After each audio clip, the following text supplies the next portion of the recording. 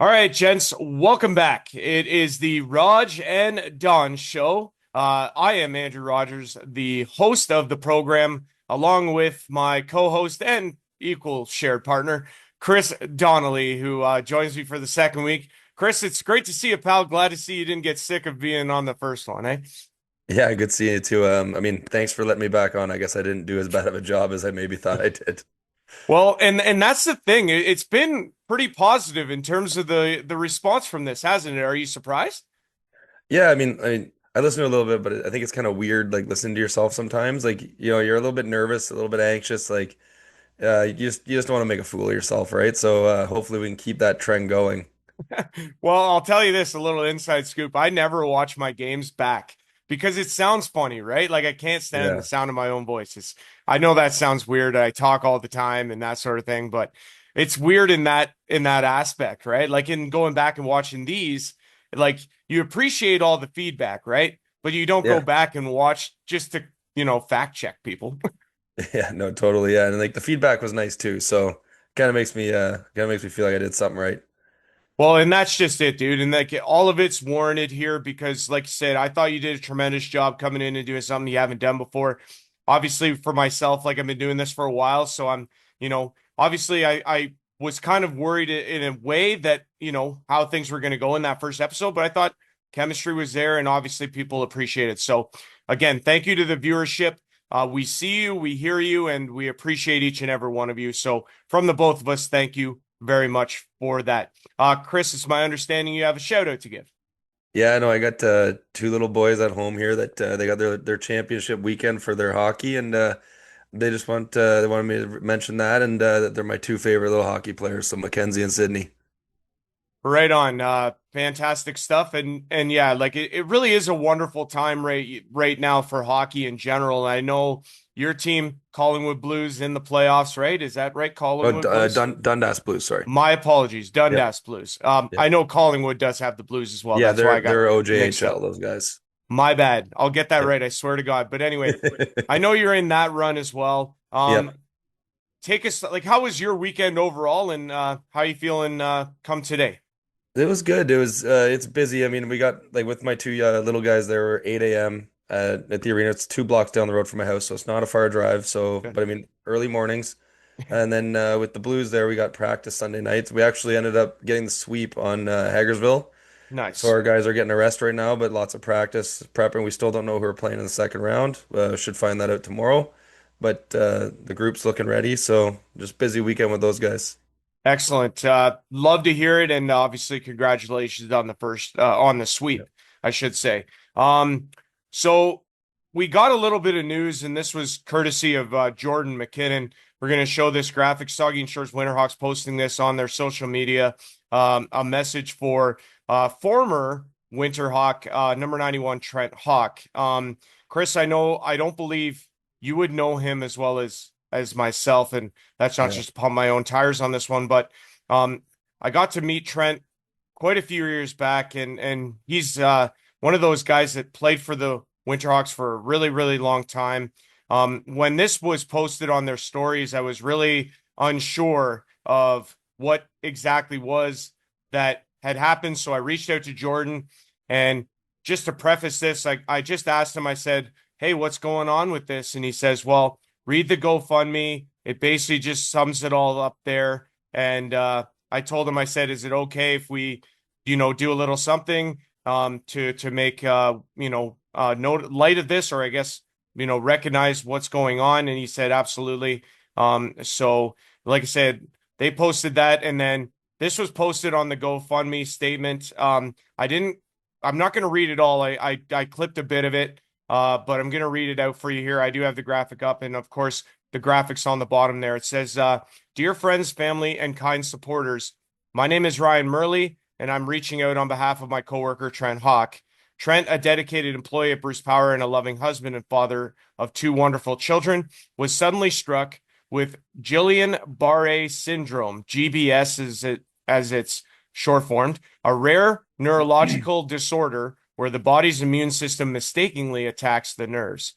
What started as concerning symptoms quickly progressed, leaving Trent unable to work and requiring immediate medical care. He's now on medical leave from his job at Bruce Power and is bravely fighting his way through recovery at the rehabilitation center at the Owen Sound Hospital, part of Bright Shores Health System. The road ahead involves intensive physiotherapy, occupational therapy, and ongoing support to regain strength, mobility, and independence. While many people with GBS see gradual improvement over months and often make a strong recovery with time and treatment. Trent will be off work for an extended period. Trent has always worked hard to provide and be there for his family, but now his time and energy will be focused on his healing. Uh, Ryan set up this GoFundMe to help ease the financial burden of time away from work, unexpected medical expenses, and future rehabilitation costs.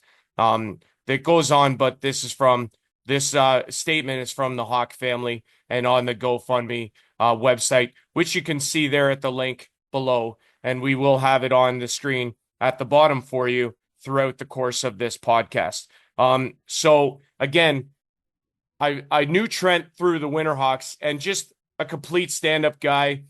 He was one of those hard-nosed workers, went to the net, finished checks, really kind of a five-tool player. He just kind of did it all and did it Yeah. gracefully. This guy was fantastic, and it breaks my heart for him because obviously, from the sounds of it, hardworking guy, had a family, you know, wanting to provide for them, and now it's on the shoes on the opposite foot. So, Chris, what are your thoughts here? Do you know anything about GBS? This is the first I've heard of it.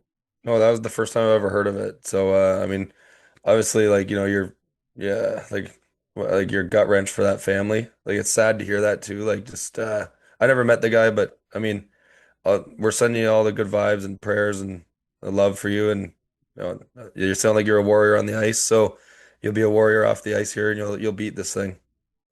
So, like I say, from Chris and I, thoughts and prayers, obviously, and like I say, the GoFundMe URL is on the bottom of the screen. But please, whatever you guys can do to donate, I can tell you that checking a few minutes ago, they have already raised over 12,000 on the GoFundMe with a set goal of 16,000. They're going to eclipse that by a lot. So, just great to see the support for Trent and his family, and obviously. The other thing to mention here as well is that for Saugeen Shores' home game, the next game in their best of seven with Shelburne on Friday at the Plex, they will be taking donations for Trent. So make sure to come out, watch a great hockey game, and support the cause.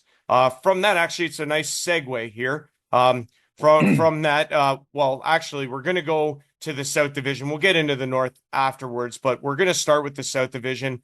I thought it was going to be a segue to the North, but it's not. That's okay. We have the South Division. We're going to start in the A final. So the Hugh McLean, the Aaron Outlaws, and Tilsonburg Thunder getting started over the weekend there and splitting games. Aaron taking the first game 4-2, and Tilsonburg responding with a 3-1 win. Chris, I thought this was interesting that the teams actually won road games to start. Yeah, I mean, kind of goes on what I said last time that the home wins are so important, and they both won on the road. So, I mean, it's testament to the way they showed up and played. And I mean, I obviously I couldn't make it out to go watch any of the games, but I did hear that there were some short lineups, unfortunately. Okay. But I mean, that obviously doesn't mean anything. You still got to go play the game with what you got. I believe Aaron won with a short lineup, and I believe Telsonburg might have won with a short lineup too, with three lines maybe. Kind of what I heard, but I heard it was a good hockey game. Lots of good guys out there making some good plays, and yeah, I mean this series could go either way really. Like I'm not sure which way it's going to go. I can't predict the lineups that are going to be there, but I mean, as a hockey fan, you want to see it go seven.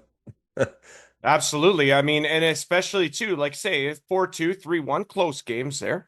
Yep. So I think again, there was an well, empty net goal on one of them, right? I believe you might be right Yep. on that. Yep.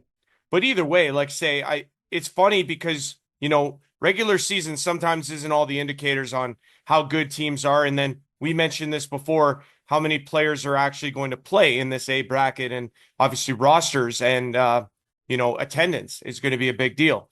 Yep. To see kind of how they equal out in terms of matchup, right? Like that's really interesting. Yeah, it's key, right? Like I know that Ben Blacker played one of the games. I think that was the one they lost. So that I mean, again, that's them losing at home there. So I didn't know what was going to happen. That Right. I thought it was going to go either way. So clearly I was wrong. So don't listen to anything I say anymore. Hey, they'll listen to every word and they'll critique it all.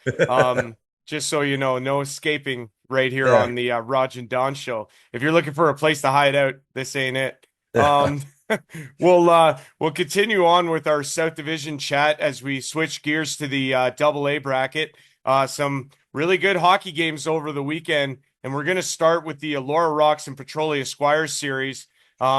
This one was really interesting. I'm going to get you to break down game one, and then I'll break down game two, as we do have highlights from that because I was there for that and called that game. What did you see in game number one? I guess there was a lot of fireworks. No, yeah, I was just gonna say. I was just gonna say, I was getting like, sorry, someone just calling me from work there, but I just watched the clip there. I saw some clips online, and it looked like it was a very physical game. And that's the kind of game, I'm not gonna lie, I'm happy that I don't play hockey anymore because that did not look like it was a lot of fun out there. There was some big hits, and I think at the end of the game there, like after the buzzer there was a lot of fights. So there's obviously some animosity, which again, as a hockey fan, it's gonna be cool to watch, right? Like. There's going to be a little bit of hatred there going forward. You got two really good hockey clubs. They both got some size. And like I said, that Petrolia Arena going there, it's small. The fans are right on top of you. As you can see in those clips, the fans were all over them. It's rough, tough hockey game.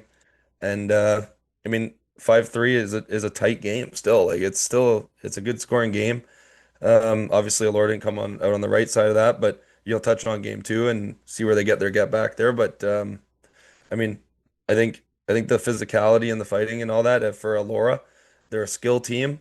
I'm not discrediting Alora's toughness at all by any stretch at all. I know there's some tough cats on that team, but I think you want to stay out of that with Petrolia if you can and try and limit that and don't get dragged in the mud like that. Play your skill game and let your big dogs go up front. Absolutely. Well said. And again, so the fallout from game one was that we saw Clayton Holzer receive a 3-game suspension. We saw Ryan Maximic get a 1-game suspension. I believe it was Josh Bearclough got 2 games, Zach Van Eck 3 games. So And Clayton Holscher's a really good player for Alora too. he led the team in goals this year. Yep. So for him to lose 3 games in this series, that's like that's panic mode right there. But obviously, so as we saw, game two, Alora comes out, 5-1 win at home. That's a big victory for their club. Mark McIntosh with a pair of goals. They looked really solid. The thing that I took away from this, Petrolia was short. They were short on the bench. And Yep. unfortunately, you could thank Eric Marsh for this because his stag and doe was on the same night. Hey, So, remember how I said about the player to watch out for is that Mark McIntosh? yeah, and So potted, there's one I was right on. I've been wrong on the other stuff, but but he pots the first goal of the game, pots a second later on in the game, and yeah, just a real difference maker there in terms of that lineup and prove dividends. Again, even though a team has a short lineup, they can still come out and beat you if they have skilled guys and they show up and they play discipline and they play the right way. But Alora just too strong on this night in game number two. Yeah, the physicality from the Petrolia Squires definitely on full display again because they were basically doing whatever they could to try and stay in the game. The yep, thing that I noticed with them is they got some big boys back there on the back end, and they could shut Alora down if they play smart and they play the right way. And again, they can't get frustrated and they can't get into the box because that's where Alora burns them. yep. Yeah, Laura has a great power play, and yeah, like we just said, like discipline is gonna be huge. It's huge at any time, but playoffs it's obviously amplified. Special teams can win and lose your series. Trying to get it in the zone, they do. It's centered. It's going to come back to the line of Keating. Shoots, save, rebound. They score. Petrolia breaks through finally, and this one is going to be number 27, Derek Folkard, who capitalizes after the Keating shot from the line, and all of a sudden a 2-0 lead is cut in half, and the Squires are on the board. It's 2-1 by Dunn, and it's played to the center line where Collins is after it. They fight for it on the boards. Whoa, what a hit! Dean Seeley with the body check there on number 7. That was Blake Butler who got lit up. his stick end almost ended up in the crowd. And into the middle to Collins. Collins shoots, just missing glove hand side. Look out. And McLean's going to go for a skate. He's going to try and come up with it. And him and Dunn almost came together. Again, that would have been a big-time collision there. Not to say that that would happen, but you hope that it doesn't. There's your shot, they score. And right on cue, it's Mark McIntosh after the shutout from his cousin. Puts it in the back of the net for a power play goal that gives the Rocks a 3-1 lead here with 4:28 to go in the second period. McIntosh and Ben Schock. As Schock went after McIntosh, he continues to feed him while he's on the ice. And for McIntosh, that's not a battle he wants. That doesn't work out well. You had to see this coming. You knew it was boiling, right? So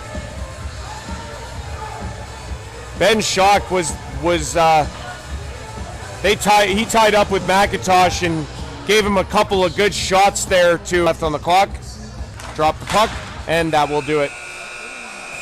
And we get more pushing and shoving, and now Lance, he took a chop to the face, and yep, so that's awesome. Of course, that had to happen with less than 0.7 left. And now there are three members in the Petrolia Squires. Three members of the Petrolia Squires in the penalty box area. At some point, there are going to be more Squires in the penalty box than there are on the bench. I never thought I'd ever say that in a hockey game. Plain has space to the outside, no shot yet. Tried to play it into the middle, and it was turned away by Alora. Here they come up the ice. Over to Tolton, he'll shoot, saved by Knowles. Big hit there by Wams, and now Schock, and he's going to go after the first man he sees, and they go down to the ice. Schock is going to be thrown out of the game, I believe, for the hit on Tolton and behind the net, if he's not already, and Jacob Knowles, and Alora continues to pressure. 46 seconds left of power play time. It's across to Collins. Good pass! Oh, and it's in. That one finished by Cameron. I think the initial shot was in. They put it in on the rebound for good measure, and I think this one's going to go to Cameron. That's a power play goal, and it makes it 4-1 Alora here in the third period. Away. Frazier back to the line. Brooks shoots. Done another save, and he'll drop it, and Condotta and Pauly getting tied up in front. And that one's right into the net. It's an empty net goal for the Alora Rocks, and that makes our score 5-1 here. Who scored that? Cameron? So Cameron into the empty net. It's in the Petrolia zone here as Tolton, a little bit of stick work from McLean. 17 left, and again, you wonder if it's going to be calm, and as I say that happens. And now we get another tilt here. Wam's going after, I didn't see who was on the receiving end of that. That would be Andrew Merritt. I was thinking we were going to get a calm ending, and then I spoke too soon.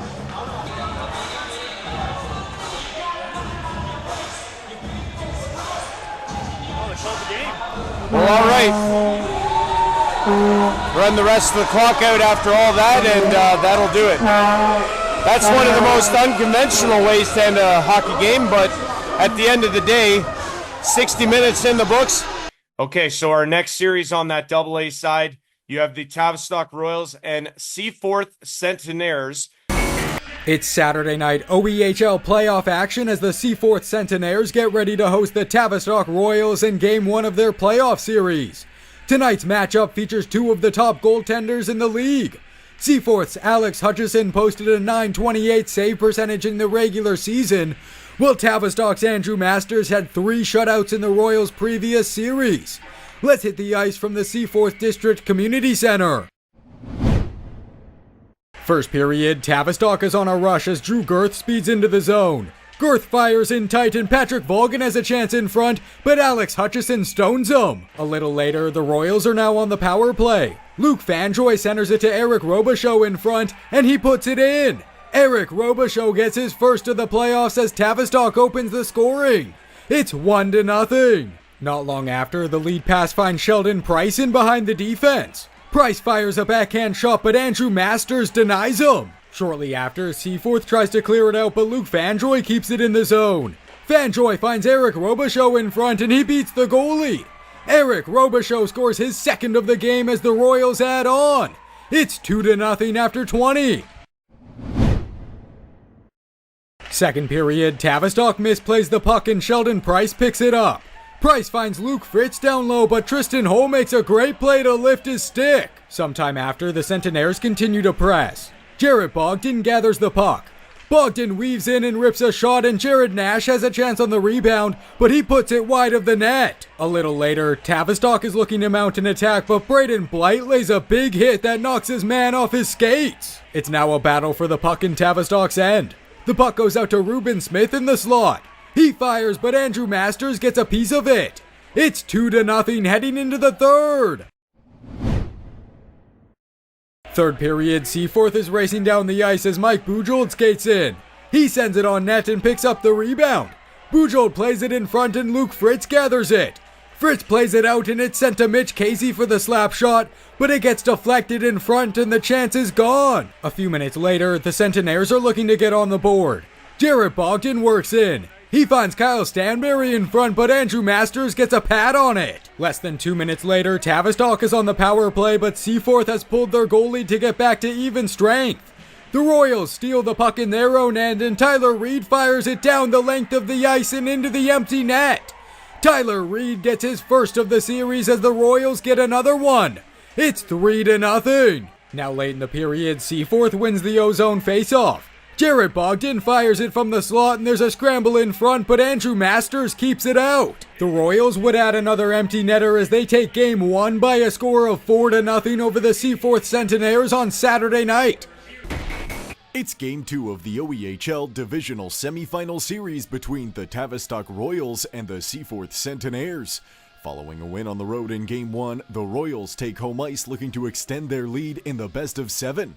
Let's get into the action at Tavistock and District Recreation Center. First period, Ruben Smith receives up high as he works in with a backhander, but Andrew Masters makes the stop and shuts down the rebound try. With Seaforth now on the power play, Luke Fritz receives for the entry as he circles the goal before wheeling up high and teeing up Mitch Casey for a one-timer, but Andrew Masters gets over to squeeze it. Not long after, it's some physicality in front of the Tavistock bench as Matt Zilke bulldozes a man before knocking over another in quick succession. Still in the first, Eric Robichaud races down the near side boards before stopping up and dishing to Tyler Reed. Reed fires from the top of the circle and he buries it to break the ice. It's 1-0 Tavistock. Late in the frame, Drew Girth works in off the wing as he sends a backhand pass to Lucas Bast, but Jarrett Bogdan makes a nice play to tie him up. The period would end still at 1-0. Second period, Royals on the power play as Brian Foster tees up Drew Girth for a one-timer. The save is made as Girth collects and plays to Foster, who finds Sean Keenapple as Keenapple goes back to Girth for another try, and this time he buries it. It's 2-0 Tavistock. Now with Seaforth at 5-on-4, Kyle Stanbury races in before deferring to Ray Huther, who sends it in front where the Centenaires jam at it, but Andrew Masters grabs it and some hostilities follow the whistle. Later in the same man advantage, Carter Collinson receives at the line as he dishes to Sheldon Price on the near side. Price zips it cross ice to Sean Chisholm, who fires and he scores. Seaforth gets on the board for the first time in the series. It's 2-1. Less than 2 minutes later, Sheldon Price wins the draw as Reed Oliver receives at the line. He throws it on goal where Kyle Stanbury goes behind the back to put it on goal and he slides it home. The Centenaires tie it up. It's 2-2 off the slick finish from Stanbury. Still in the second, Jarrett Bogdan races in with room as he tries a shot off the rush, but Andrew Masters gets a piece of it with the pad. The Royals turn it up ice as they exit the zone, but Bogdan lays a booming hit on the way out. Seconds later, Callan Christner throws the puck in front where Devin Croft puts it on goal, but Jarrett Bogdan bats it out of midair to prevent the goal. Late in the frame, Camden Daigle carries in 2-on-1 as he tries a shot, but Luke Fanjoy makes a great play to block it. The puck is played through the crease as Patrick Vogan races in 2-on-1 for a shot, but Alex Hutchison makes a nice stop to keep it at 2-2 after 40. Third period, Lucas Bast throws a huge hit behind the goal as Brian Foster picks off the outlet pass and shoots, but play is blown dead as Bast is sent to the box for charging. Later, Camden Daigle collects down low as he throws the puck in front where Ray Huther tries on goal, but Andrew Masters gets a piece of it and it goes off the post. A few minutes after that, Camden Daigle picks up on the near side as he carries in before giving to Sheldon Price, who drops to Kyle Stanbury for a shot, and he scores. Seaforth takes the lead in the third period. It's 3-2. At the other end, Eric Robichaud wins the battle below the goal as he delivers to Sean Keenapple in front, but Alex Hutchison dives out and makes an unbelievable save. Now with just over 7 to play, Matt Zilke carries in as he drops the puck below the goal. Eric Robichaud finds it as he sends it up to Tyler Reed, who shoots through traffic, and he scores. Tavistock ties it up. It's 3-3. Late in regulation, Camden Daigle works through the neutral zone as he carries in before driving in front, but Andrew Masters knocks the puck away with a well-timed stick check, and we're headed to overtime. In the OT period, Jared Nash receives in the neutral zone as he fights off a defender before driving his way in front, and he scores! Jared Nash is the overtime hero as the Seaforth Centenaires take Game 2 on the road by a final score of 4-3 on Sunday afternoon. We'll talk a little bit about that, obviously. Tavistock blanking Seaforth in game number 1. Andrew Masters is 4 shutout in 5 playoff games. Unreal. He's the guest later on the Rodg and Don show. Seaforth coming back in game number 2 with a gutsy overtime win in Tavistock. Again, talk about both teams winning on the road. Seaforth 4-3 over Tavistock to knot that series up at 1. Jared Nash with the overtime winner. Huge for them. Huge for Seaforth to get themselves back in this series. And, hey, let's see what happens. It's going to be a lot of fun in this series, I think. That's a huge win for Seaforth there too, and Jared Nash is a good player. I played against him too, so you expect him to score a big goal like that. He's very talented. He's a very gritty, fast player, lots of skill.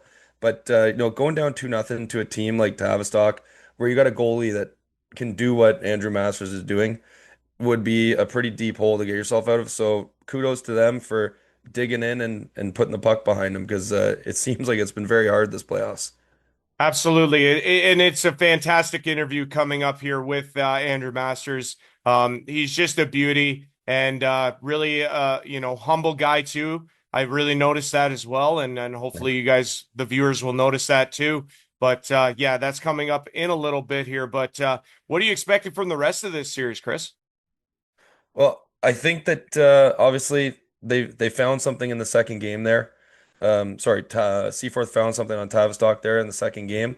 They've cracked the code, it seems like. So we got to see how Tavistock's going to respond. Tavistock's going to get back to keeping those guys to the outside, limiting those shots from inside the house, and letting Andrew see all those shots. Like, because if he can see them, he's probably going to stop them.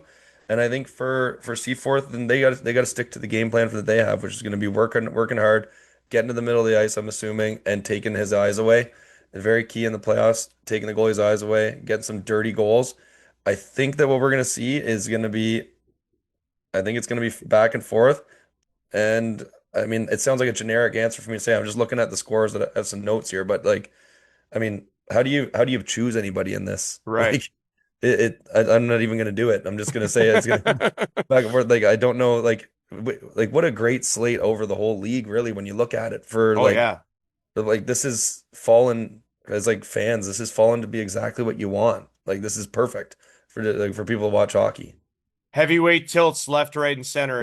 It's been pretty outstanding. And I'm not just talking from a physical standpoint, just two highly skilled teams, a lot of skilled teams that are just going toe to toe in heavyweight tilts and giving us a show as fans. And, even for us, Chris, we're fans at the end of the day and just absolutely love what we're seeing. Yeah, absolutely. Let's talk. Okay. Speaking of fireworks, let's go to the North Division. We'll start in the A with the Shelburne Muskies and Saugeen Shores Winterhawks. I was there for game 1 of this series at the Plex in Port Elgin. Again, this series, I'm pretty sure a lot of people, if you were to take a poll, probably heavily favored the Winterhawks in this series. Yep. Not really giving Shelburne the benefit of the doubt. Unfortunately, yeah, Saugeen really showing their muscle in this series thus far. A pair of 8-3 victories.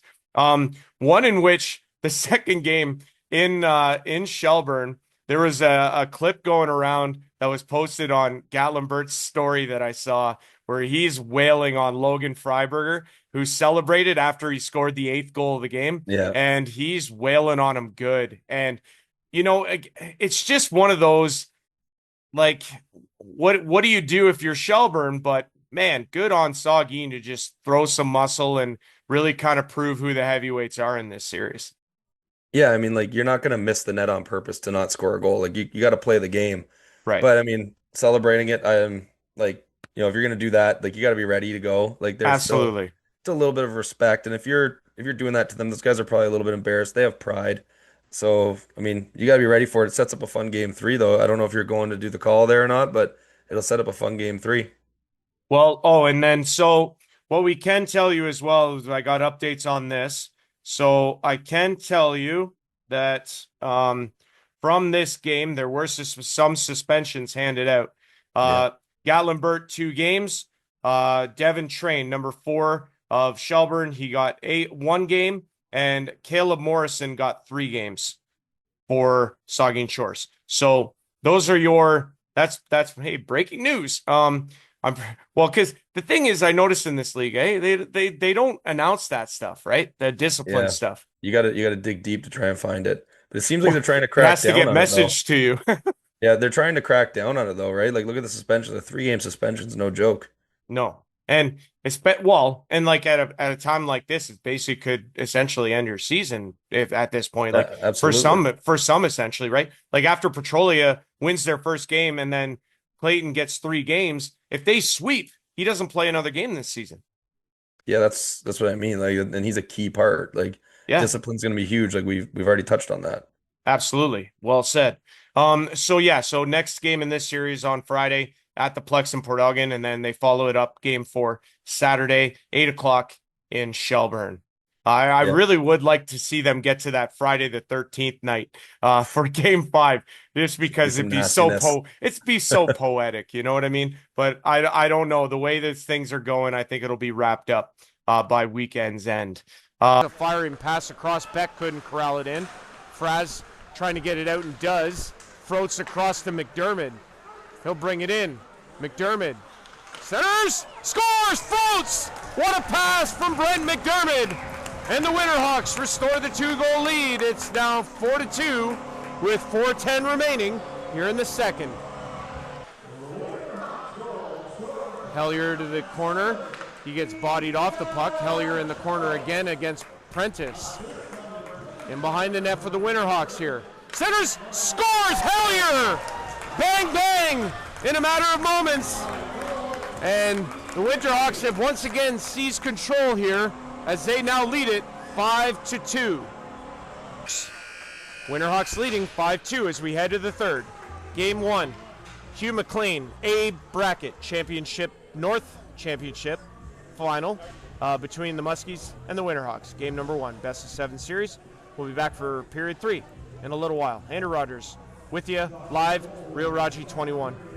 Up the ice, he's got a lane, shoots, post for Weber. Short-handed for Chris Weber, and he rang it off the iron. Away the other way comes Marlowe. Couldn't get a shot, we're back to even strength. Big hit there by Weber, and here come the Muskies again.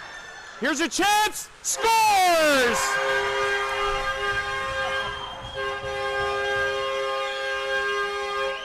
And the fans traveling in from Shelburne are pumped after that one.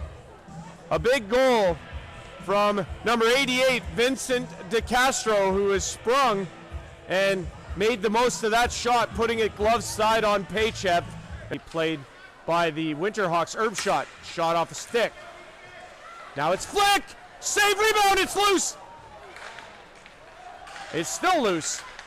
Centering pass off a broken stick. Here's a shot. They score! Ethan Froats, after all of that commotion, puts it high glove on Levine. And with 5:35 to go, it's 6-3 Winterhawks. Here comes Shelburne up the ice and into the Winterhawks zone. Centering pass, going to be intercepted by Saugeen Shores, and now it's Herb's shot. He'll shoot. Empty net there, and they score. Shelburne pulling the goalie with 4:40 to go, and it ends up in the back of the net, and that makes it a 7-3 game here at the blue line there. Little graceful, sure. McDermott puts that wide. 25 to go here in the third as Flick picks it up at center. He's going to bring it in across the line. Flick shoots, scores! Blocker side. Rob Flick puts the icing on the cake in this one. Makes it 8-3 for the Winterhawks, and looking to take game one of that series. But our final here, the Saugeen Shores Winterhawks victorious. They take game one of this series 8-3. Andrew Rogers signing off. And we'll see you guys next time. Thanks so much for bearing with me through the stream this evening. Switching now over to the AA side of things, where we saw some, again, colossal matchups as the theme seems to be. We'll start with the Durham Thundercats and Ripley Wolves. Ripley taking game one. Garrett Muirs with the hat trick as they started in Durham on Saturday evening at 6:30. They followed that up by traveling to Ripley for game number two. Did the call for that game. A really solid game for Ripley in that one as well. They added an empty netter late to take both games of the series. The second being 5-2 was the final in that one. I thought, again, guys step up big, but I really thought it was interesting to me is how Ripley went with Jason Hamilton in the first game and then went to Garrett Goalie in game two. So that's really interesting to me to not ride one goalie, but they've really tandem all year long. It just shows that they got good depth, right? There's a lot of trust in that room for them. And I mean, it's not a bad thing, really. If you got 1A, 1B situation, like you might as well roll them because senior hockey availability, right? We talked about this. I feel like it keeps getting brought up, availability. And it's maybe that, I don't know what they do for work. Maybe one guy can't be there. So yeah, that's probably why they roll it. And it's good that they trust him, right? Absolutely. And I thought Goalie played really well in game two there. Obviously, you expected pushback from Durham, and they played a solid hockey game, but Ripley, they're just so strong. Muirs with the pickpocket on Jack Weiser for that third goal that was late in the second period on a 4-on-4. Just, you could almost sense the deflation. Like you felt for Jack Weiser in that position because it's an awful, egregious turnover. But at the end of the game, at the end of the day, Muirs has the hat trick in game one. He's just such a difference maker, and he makes Durham pay. And essentially, Ripley just shows that they're too strong in that second game. Yeah, I mean, like if just looking at it, like there's obviously a lot of goals. I actually thought there's gonna be more goals in this because remember we talked about how many goals for they had, all the firepower on both teams. But I mean, a guy like Muirs there too, like just we talked about him too. He's gonna do what he did, and I'm not surprised to see that he got a hat trick. When I saw that, I was just like, yeah. I mean, sounds about like, right. Yeah, like it's par for the course, right? But they're like Durham's gonna have to find an answer for him, and maybe every single time that Muirs touches the ice, Nixon's all over him. Like that's someone that could play with him and skate with him, right? Well, and that was the other takeaway here. Like I thought Nixon played really well. Obviously, he's a standout no matter what the game, no matter what the score. He just moves kind of a lot like your hero, Bobby Orr, in the background there. Flying through the air. Right. Like, and it's just, he makes it look so effortless, which is really interesting to me because like he's always in the right place at the right time, it seems, making the right decisions. I think Durham just needs their secondary guys to be able to be more noticeable. That top line, if Ripley's able to neutralize them, then they have to get scoring from somewhere. And I think maybe that's what hurt them in game two, especially. That's totally right, man. Like if the top guys aren't going, then that's what depth's for. And I'm not saying the top guys aren't going, but sometimes they get shut down. And there's a game plan, obviously. We talked about their key guys on Durham. And I mean, clearly they got to get going here. And I expect something from them here in the third game. I think their top guys are going to show up, and I think that Ripley's going to Ripley's going to be a little bit shocked, I think. I have a feeling that those young guys up front, the offensive firepower is going to show up. Well, and the other thing is too is the amount of speed on both teams was just so noticeable, man. Like working that camera, it was felt like I was going back forth, back forth. It was like a Yeah, tennis carpal match. tunnel. Tennis match, man. It was brutal. Yeah. But and not only that, but in Ripley, I don't know if you've ever been there, but the where the standing room only is, it's like, the size of my kitchen. Like it's very tight, I've never squeezing. been to that arena before, so It's a nice arena. First time I'd been there in 6 years to call a hockey game. Last time I was there was playoffs 2020, Minto 81s, Ripley Wolves, and that was about maybe I think it was on March 7th, if I remember the date correctly. I think about maybe less than 5 days later, COVID hit and shut the world down. oh no way. I know. I remember it like it was yesterday. That's what I obviously have videos from it from this YouTube channel, Yeah. but it's just crazy to reminisce on that time because it feels like it's like 15 lifetimes ago. Yeah, no kidding. But yeah, so next three games in this series are in Durham on I think it's Saturday in Durham 6:30, Sunday in Ripley 3 o'clock, and then Friday the 13th if needed in Ripley. So like I say, Durham's got their hands full if they plan to get back in this Yep. series. Seconds ticking down here. It's to the line and no further. Whoa. Urig with the blast, trying to beat the buzzer, but cannot. And we're 40 minutes in the books. Ripley Wolves leading 3-2 as we head to the third. Appreciate it to all of you. Thank you so much. And we are ready to go here for period 3 in Ripley. Andrew Rogers with you, live, Real Rodg 21. Great to be here. This is tipped in by Ripley. They'll go in after it. In behind the Durham net. Ripley there first. Centering pass is going to be picked off by the Wolves, and they'll play it around. Boards, and it's going to be tipped to center. Following the play is Houston. He goes to the outside. Houston in the corner battling for the puck. It's going to come back to the line. Here's a blast. Good pad save, Goalie. Mears has Britton breaking. Didn't see him at first. Carries it in. Leaves. Surveys. Scores! What a play from Garrett Mears. He finds a trailing Carter Surveys, who makes no mistake. And the Ripley Wolves extend their lead. It's 4-2 here in the third.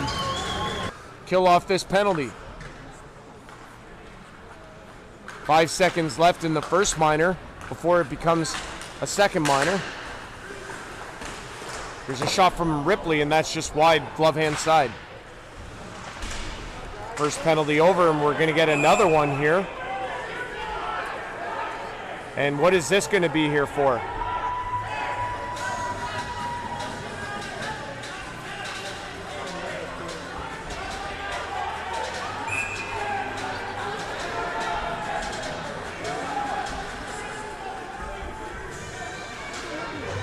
And they just kicked out Mears for a 10, so Elmville Harvesters, Minto 81s, playing game 2 of their best of 7 series. Minto taking the first game on home ice, 3-2, yesterday in Palmerston. Chance here, centers, oh, it's out. Now it's Ethan Skinner trying to go for the empty net, he scores! Ethan Skinner, what a move, and he tucks it in the empty cage, and the Ripley Wolves taking a 5-2 lead here with 1:29 to go with their captain in the locker room. Down the stretch, some big defensive efforts.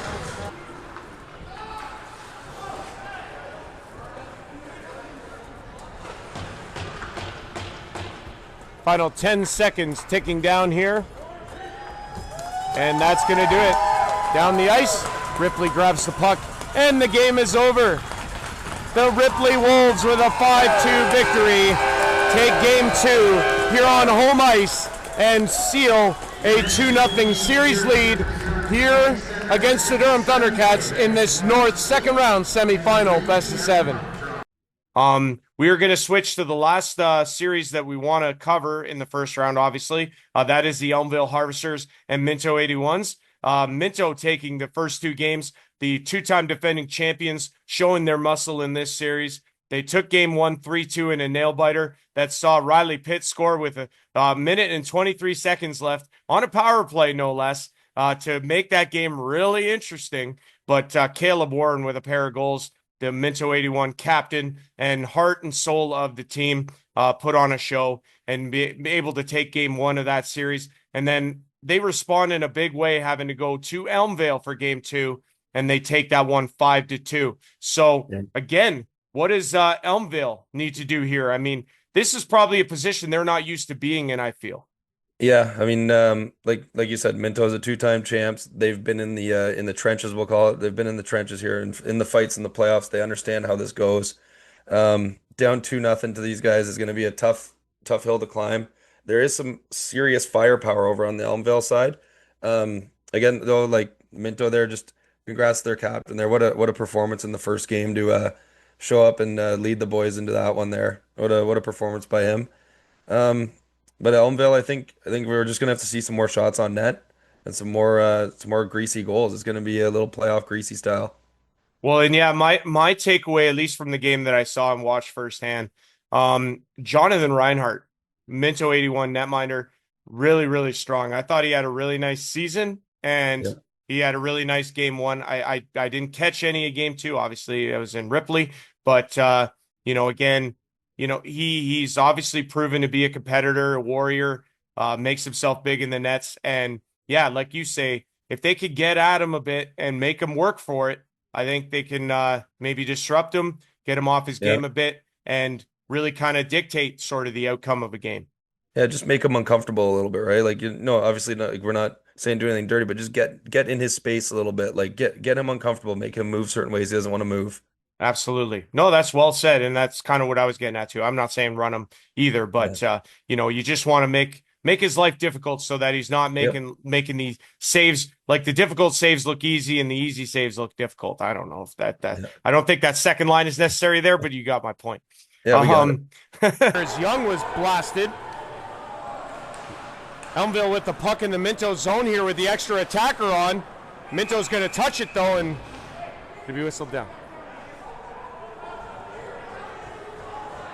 Ted Nichols going to be whistled for the penalty here and clearly unhappy about it, as Ryan Young has to go to the dressing room early here, as he was shaken up big time there, and hopefully he's okay.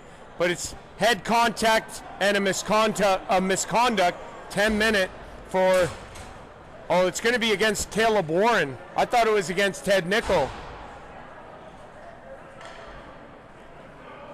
Okay, so I completely misread that. So how the period's going to end. Pitt, he was going to load up, but he knew better, and he left it there. 20 minutes in the books here in Palmerston. It's a 1-1 game here in Palmerston at the Palmerston and District Community Center Complex. Dedicated podcast, the Rodg and Don Show, starring myself and Chris Donnelly, airing on Thursdays throughout the week, weekly episodic program as Elmvale takes control in their own end, but Minto able to steal the puck, and they're going to kill some clock here. They're shorthanded to start this period. Kepfer with the body check, but he can't get control of the puck. Minto has it, and they'll bring it up the ice. Here they come ahead into the zone. Hurley gets around him in, goes in behind the net. Oh, backhand save, rebound, it's loose. Shot there from the line just wide. Hurley into the corner. He's first after it. He goes in behind the net again. Try to get on the backhand. Trying to get loose. He was pinned off. Big hit in the corner. Herford into the corner. Stops up. Plays it back. It's intercepted. Look out. It's Fuller on the break. He had his stick slashed out of his hand, and it's going to be a penalty shot for Elmvale. Fuller with speed had the stick knocked out of his hand, and it's a penalty shot for Jordan Fuller. Man, you don't see this much in the OEHL, but when you do, it's exciting.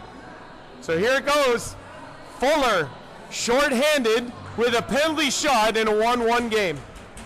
Here we go.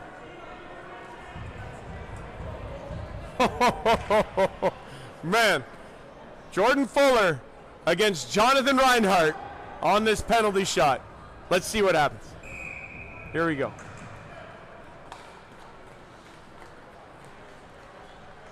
So what a save, Reinhardt! big moment for Jonathan Reinhardt, and he comes to the task and makes a big save on that penalty shot opportunity there. Alexander plays it across Lagazzo. Up ahead, here's Warren in across the line. Warren, they're onside. Here's a blast, they score! Herford on the power play! Minto leads 2-1 with 4:56 left to go here in the second period. Out though, and here comes Kelly with speed. 6 seconds left. Kelly to the backhand in the corner, and he can't get a shot away, and that's going to do it. The time will tick down, and the horn will go. 40 minutes in the books. Minto 81's leading the Elmvale Harvesters 2-1 here in Palmerston. There we go, and we're underway. Minto starts with the puck. We're at 5-on-5 as well. Nobody's in the box for any misconducts, and here comes Minto up the ice. This will be sent in, fired in on Featherston Halgau, who makes the save. Warren in there in the corner with it. Pitt battling in the corner, and it's played out and down the ice. Again, he'll walk to the middle. Shoot! Save! Featherston Halgau got the pad down. Lagazzo again. Plays it across the other side. Centering! Oh, he stopped that one too! It comes loose. It's played across. Settled down. Oh, across, and failing to connect on the tip was Hurley. It's kept in by Minto here. Now it's Grant in the corner. Hurley and Pitt with a big battle. There's a shot, save! Featherston Halgau, and he's going to hold on. That's a big-time stop on this power play for Minto. Pitt at the line for Elmvale. Shot off a body, and it's going to be Minto going to get the puck out. Here comes a break pass. Centering! Scores! Warren! Look at that! Caleb Warren gets set up, and he makes no mistake. And Minto takes a 2-goal lead here in the third. It's the captain, number 81, Caleb Warren, making no mistake. As mentioned, number 31, Jonathan Reinhardt, has just been an absolute monster here for Minto in the third period. And he has stopped everything that has come his way. The only goal he's surrendered, a first period tally from Jacob Kelly on the power play for Elmvale that at the time tied us at 1, made this a 3-1 81's lead. 1:26 to go. Crunch time here in Palmerston. Shot that scores! Riley Pitt, a blast from the line, beats Reinhardt, and it's a power play goal for Elmvale. Don't go anywhere. It's still there, but it's out. Oh, it's just wide. Elmvale still with a chance here. 10 to go. Sweeney up the ice. Gives it away. It's sent out and off a stick, and that's going to do it.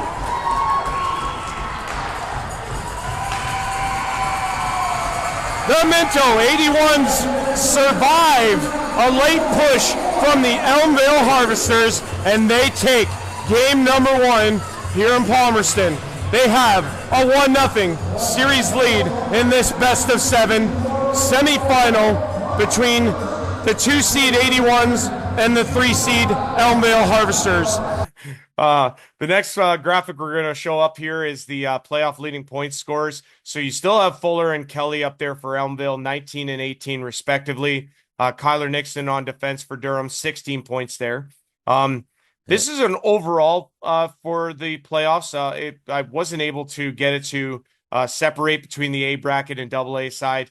I wish there was a way to do it. Game sheet's kind of funny that way.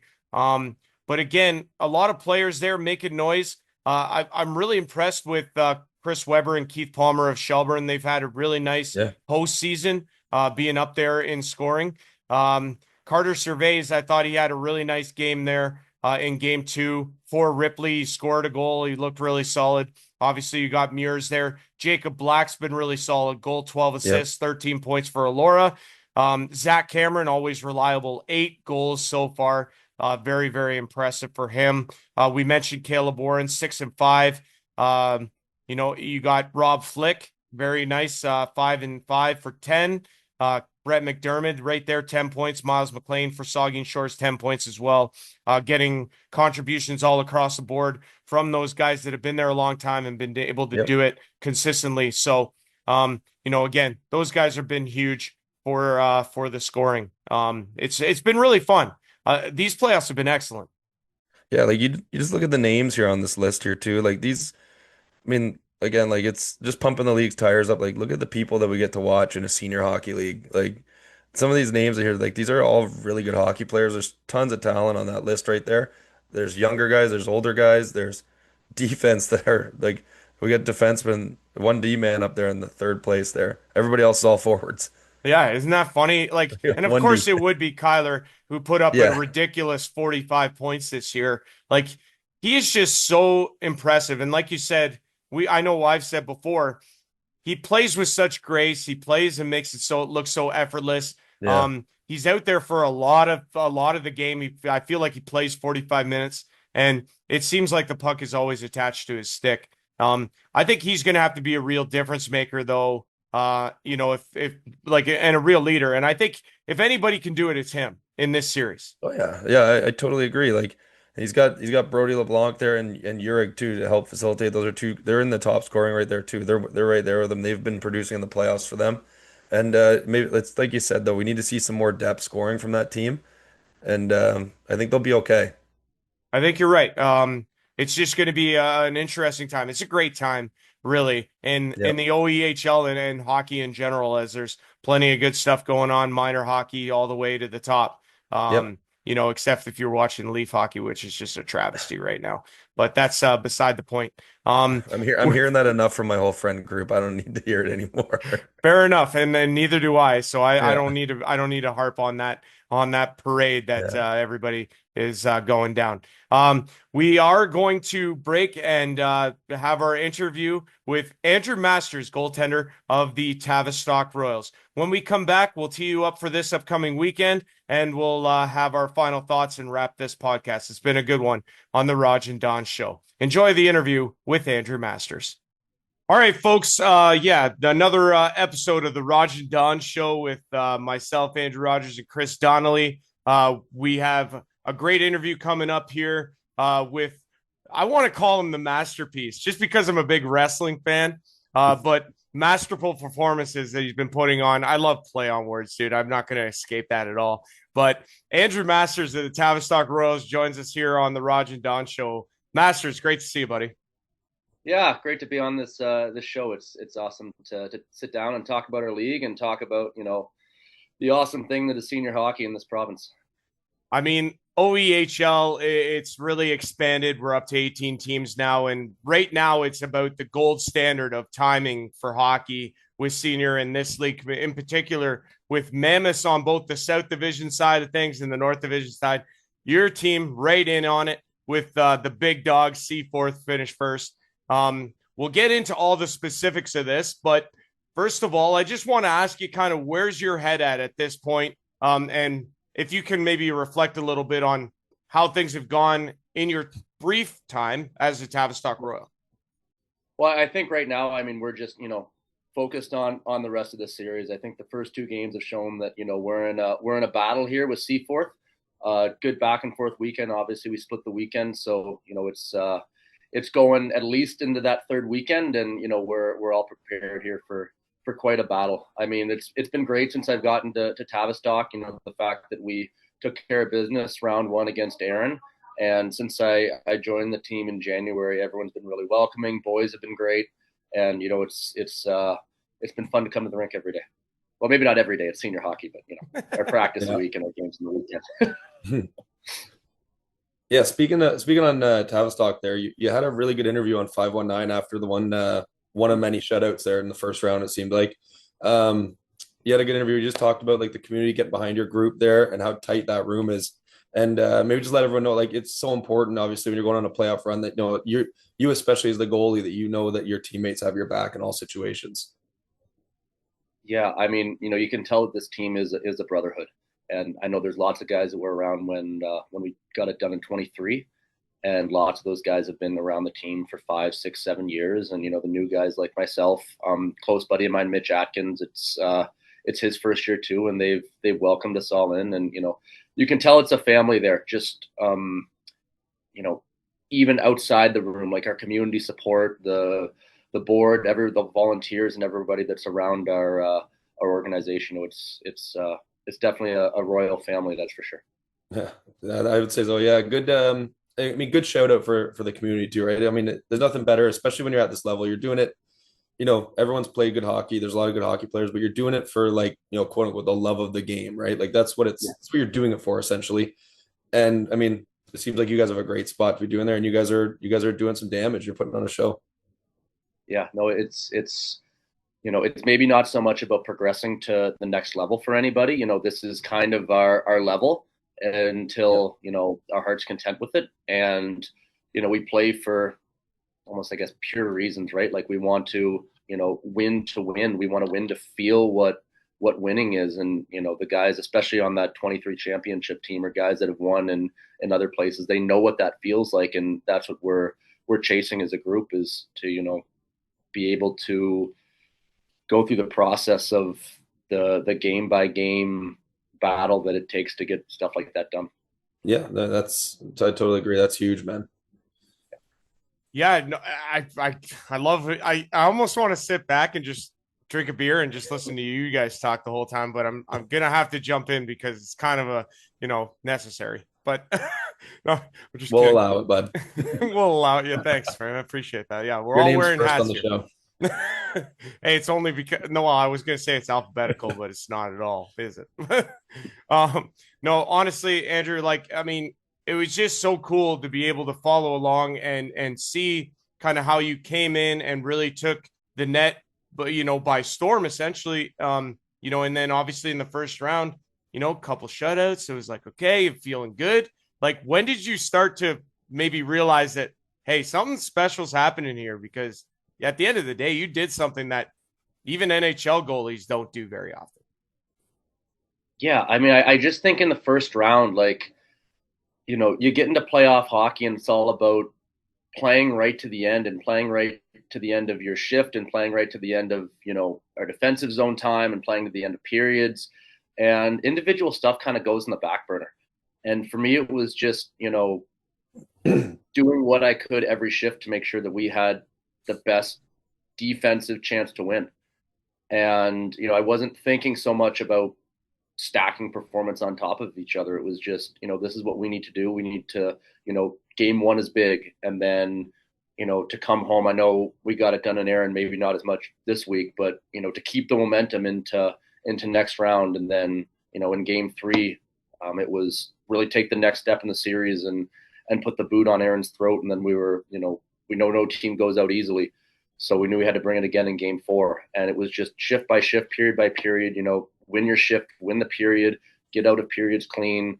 And it's just the mindset of, next shot, next zone rush, next game, next period, close out periods with a couple minutes left that, is more what I thought about than anything in terms of what was going on from a statistical point of view.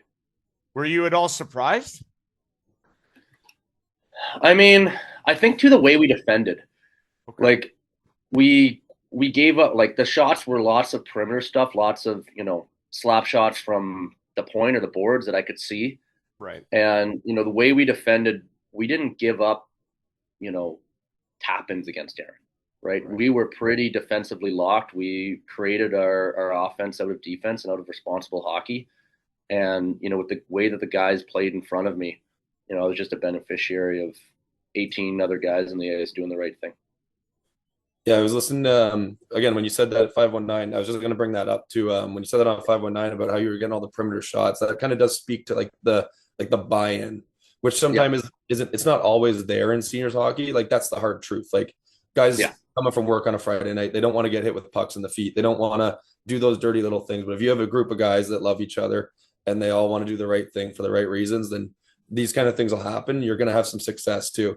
And I don't really think people should be too surprised, Rodg, with him putting up some good numbers in the playoffs. I think MVP for the OUA playoffs is pretty good too. There you go. Yeah, it's a time of the year that, we live for, right? Like like there's so much waiting in hockey. I find, the start the summer and you wait to get closer to training camp, and then you wait to start the season, and then you start the season and you wait to see what your team has, and then you wait for the stretch drive, and you wait for your playoff run. And as soon as playoffs start, you're not waiting anymore. And it's the apex. It's what everything builds up to. And I think that, I can feel it both in our room and around the league that, we understand that the time is now when you define how your season goes. Yeah. And, even look at, for example, St. Louis a couple of years ago in the NHL, right? Like they were in last at Christmas, and we remember them as Cup champions because when it mattered, they brought it. So it's a fun time of the year. I certainly enjoy it, and I've come to love it. And it's special to be a part of a team that, is playing the right way this time of year and is willing to go to battle regardless of who our opponent is. Yeah, I didn't make it out to any of the games there, unfortunately, because I'm working with our junior C team here locally, and we're busy in our own playoff run. But obviously, I don't know if you're aware, but some of my teammates from Delhi were some of the Aaron guys that you played against. So I heard a lot of things. I asked them about you, and they just said that you guys were kind of smothering, and you guys just played the right way. And I mean, like my old line mate Chris Martin, the big giant, if you can keep him to 0 goals, you're doing something right. Yeah, no, I think he was gone the first weekend. But they definitely had some offensive guys on there, and like even the last game of the year I think was a 5-3 or something.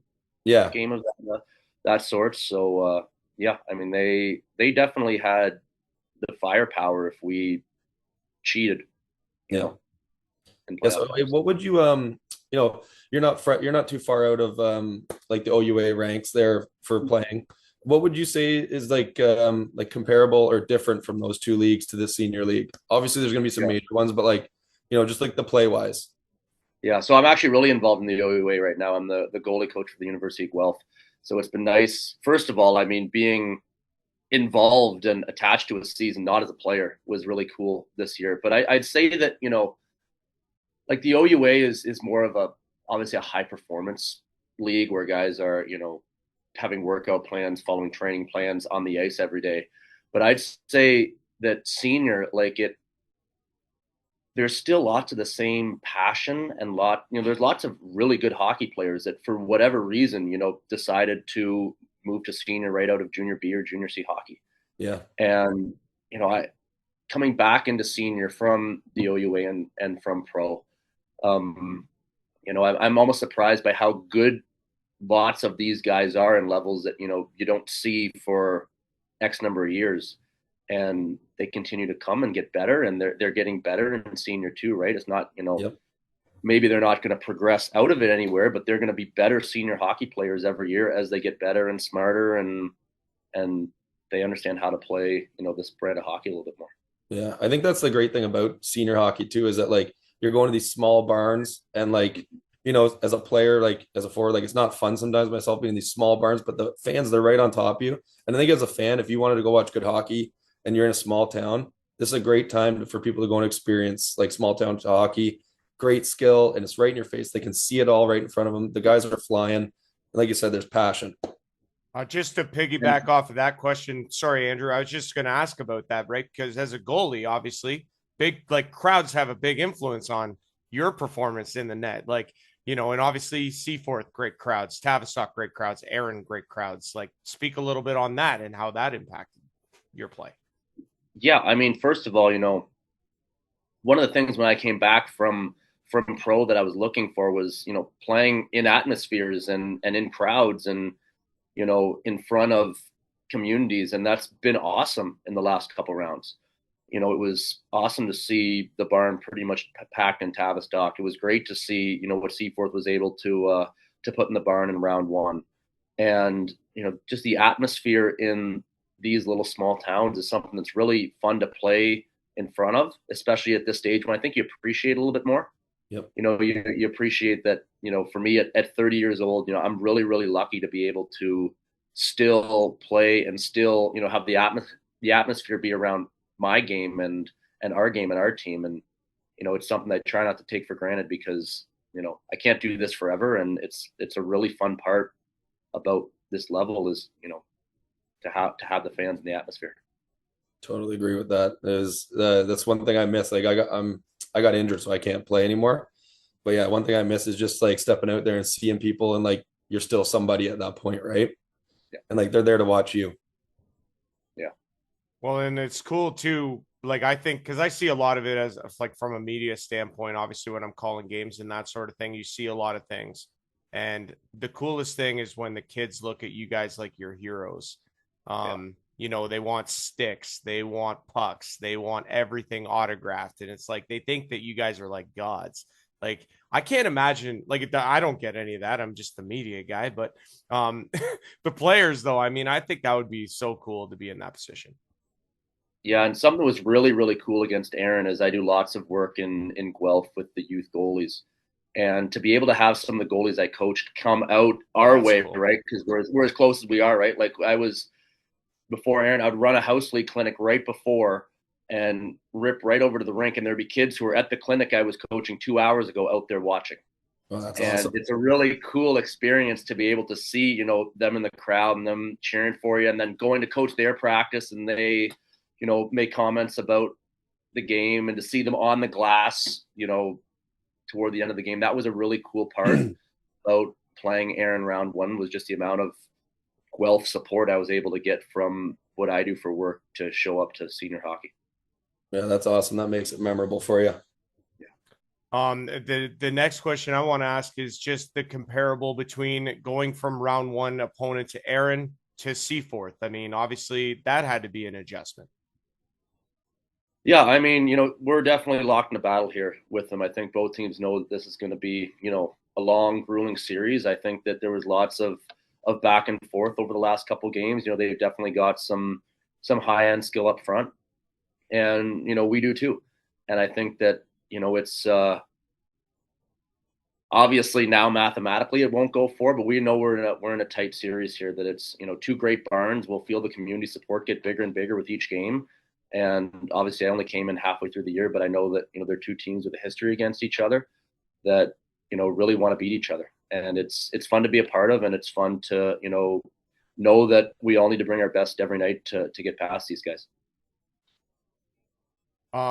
Is the focus then solely on Seaforth right now, or is there any scoreboard watching going on?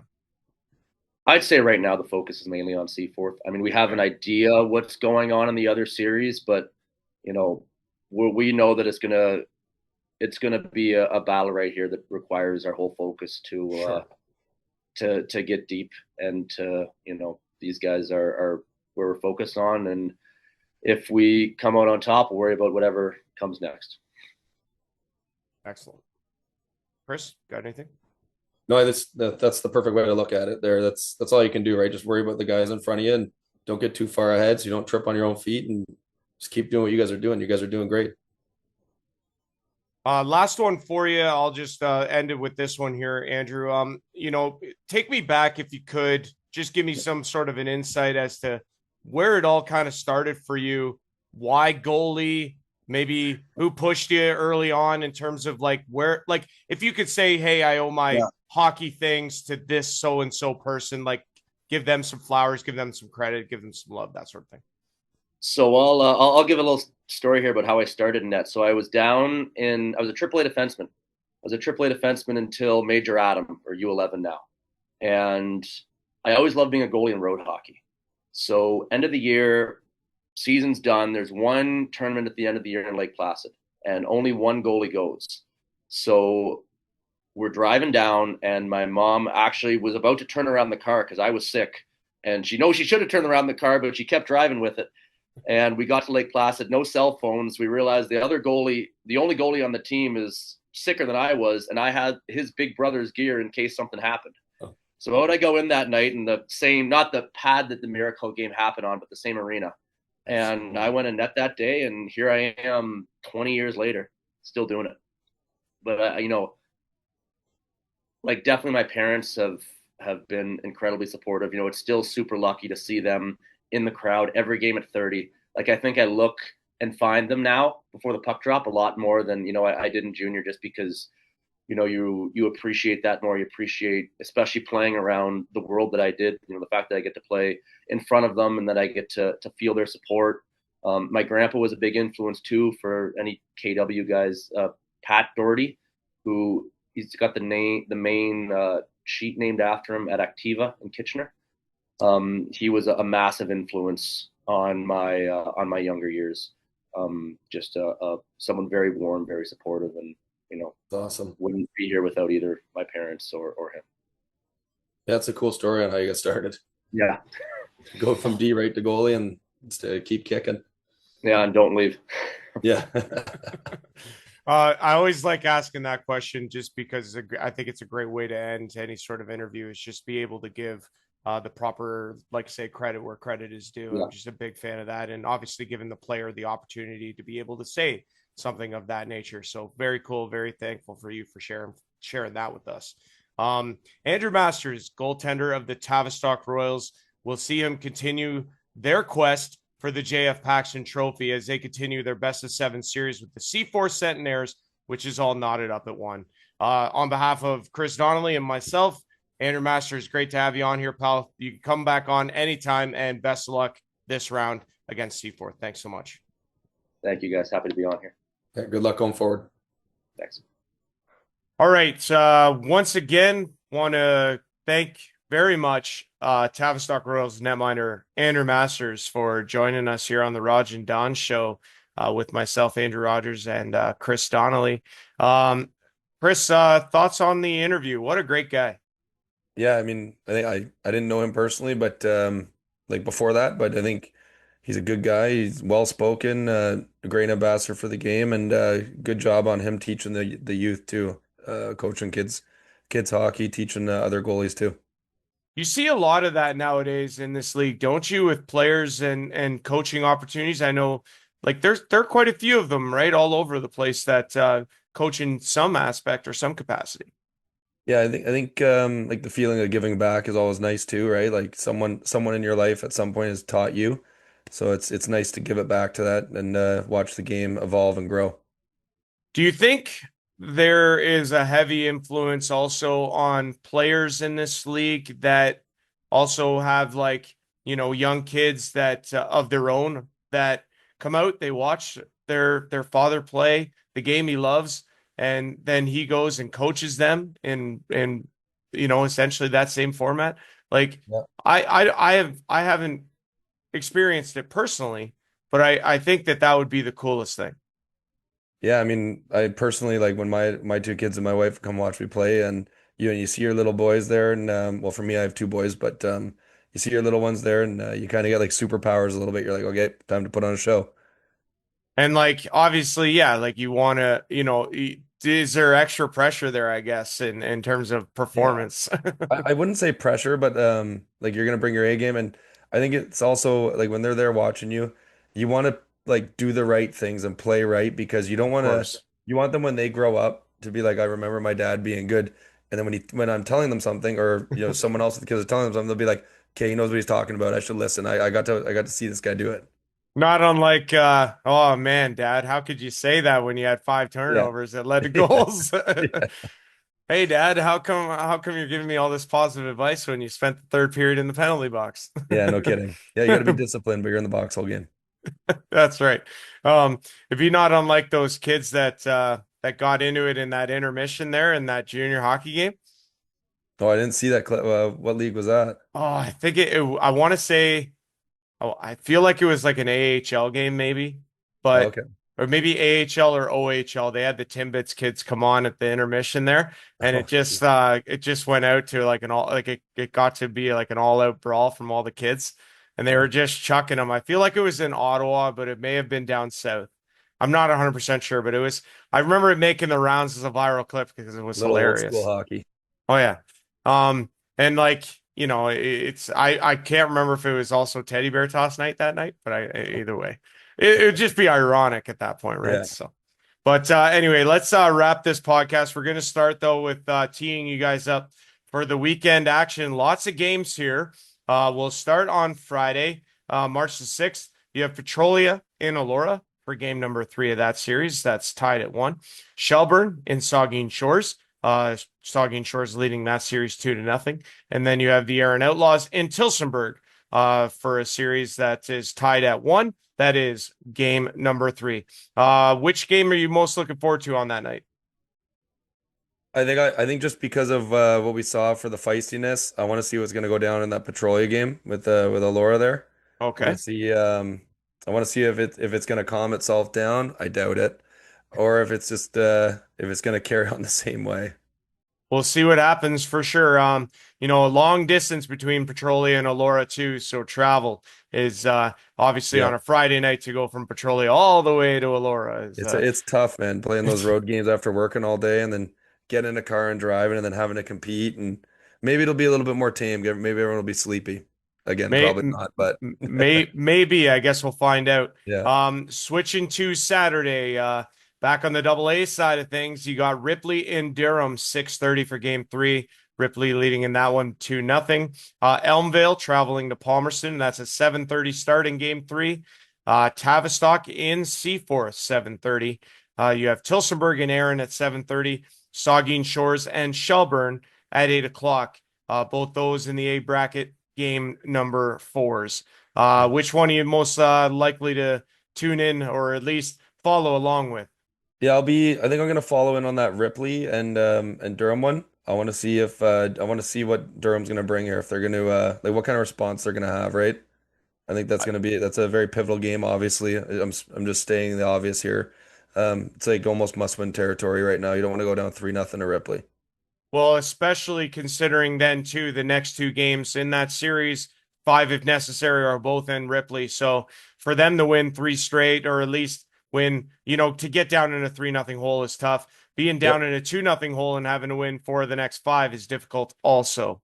yep, Switching to Sunday, all double A games. It starts underway at 1:30. Seaforth in Tavistock, Durham in Ripley, 3 o'clock. Minto in Elmvale, 4:30, and Elora in Petrolia, 7:30. Oh, 7:30 in Petrolia on a Sunday night. Oh, man, that is going to be a grind for those Elora Rocks, man. Oh, Again, thank God I don't play anymore because work would suck. There might be a sick day coming that day if I oh was playing. yeah.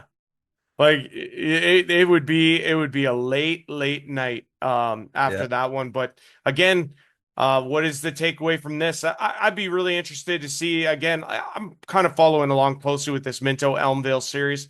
yeah, Elmvale flexed their muscles big time in that first round sweep of Georgian Bay. They had a really nice first season as an expansion club. And obviously when you're taking on the top dogs, the two-time defending champions, to get into an early 0-2 hole is not a pleasant thing. yep. But I want to see how they're going to respond. Obviously, yeah, to go on the road in game 3, they'll have to, prove their wits. But I think they're going to need to take both in this weekend.